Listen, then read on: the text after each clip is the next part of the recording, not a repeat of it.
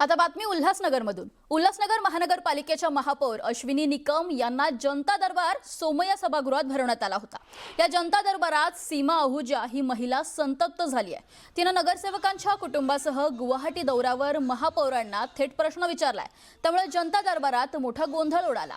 गुवाहाटी दौऱ्याला जो 65 लाख रुपये खर्च झाला त्याचा हिशोब द्या। नगरसेवकांसह त्यांचे कुटुंब या दौऱ्यासाठी कसे काय जाऊ शकतात? त्या ठिकाणी विविध फिल्मी गाण्यांवर नगरसेवकांनी रील्स बनवले, ते 7 स्टार हॉटेलमध्ये राहिले असा आरोप सीमा आहुजा यांनी केलाय। त्यांच्या प्रश्नाला सभागृह नेता यांनी उत्तर देत असताना मी महापौरांना प्रश्न विचारला, तुम्ही का बोलताय असं म्हणत महिलेने आक्षेप घेतलाय। त्यामुळे एकच गोंधळ उडाल्याचं पाहायला मिळालं। त्यामुळे सुरक्षा रक्षक आणि पोलिसांना पाचारण करण्यात आलं। मात्र गोंधळ काही थांबला नाही।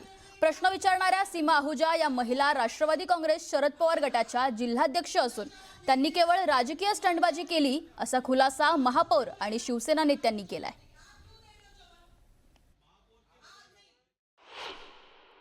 माझा एकच प्रश्न होता, तुम्ही गुवाहाटीला गेले होते, नगरसेवक गेले होते, त्यांच्याबरोबर त्यांची फॅमिली गेलेली, 65 लाखचा जो खर्च झालाय त्याचा हिशोब मला फक्त पाहिजे होता। तर त्यांना उत्तर देता येत नव्हतं।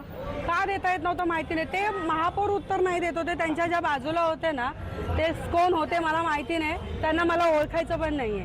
त्यांनी उत्तर दिलं की असं झालं तसं झालं। तर पण तुम्ही मग हा जो बोर्ड आहे ना, एक मिनिट जरा साईडला व्हा तुम्ही, हा जो बोर्ड आहे ना महापौर, हे कशाला लिहिलंय?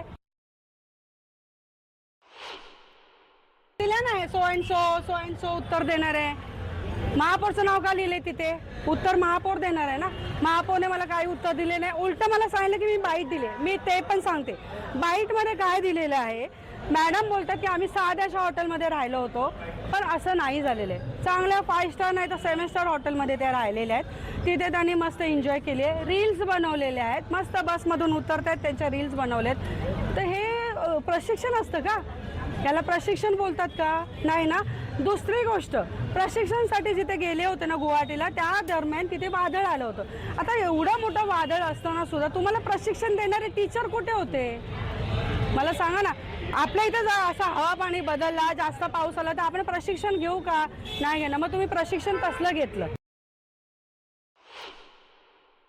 त्यांना मी यापूर्वीही त्यांना काही मी पूर्ण मीडियाला त्या संदर्भात मी उत्तर दिलेलं आहे आणि मला जास्त महत्त्वाचं वाटलं नाही त्यांना इथं उत्तर देणं, का तर मी त्या संदर्भात पहिले उत्तर देऊन झालेलं होतं। हा जनता दरबार होता, जनतेच्या समस्या ऐकण्यासाठी मी इथे बसलेली आहे, ना की कुठल्या राजकीय पक्षाच्या समस्यांसाठी मी इथे बसलेली आहे। मी जनतेसाठी इथे बसलेली आहे। हां, तो एक निव्वळ पॉलिटिकल स्टंट होता। स्टंटबाजी करना, स्टंटबाजी करके कि ये सभागृह नेता उत्तर क्यों दे रहा है, महापौर ही उत्तर दे, ऐसा नहीं होता है। महापौर जब जनता दरबार लगाती है तो उसका उत्तर अधिकारी देते हैं, काम अधिकारी करते हैं। शासन और प्रशासन मिलकर के समस्याओं का निवारण करते हैं। ये कोई जरूरी नहीं है कि हर क्वेश्चन का उत्तर महापौर ने देना चाहिए। कभी मैं उत्तर दूंगा, कभी हमारे सभागृह नेता देंगे, दूसरे लोग दे सकते हैं। तो ऐसे स्थानों पर पॉलिटिकल स्टंटबाजी नहीं करनी चाहिए।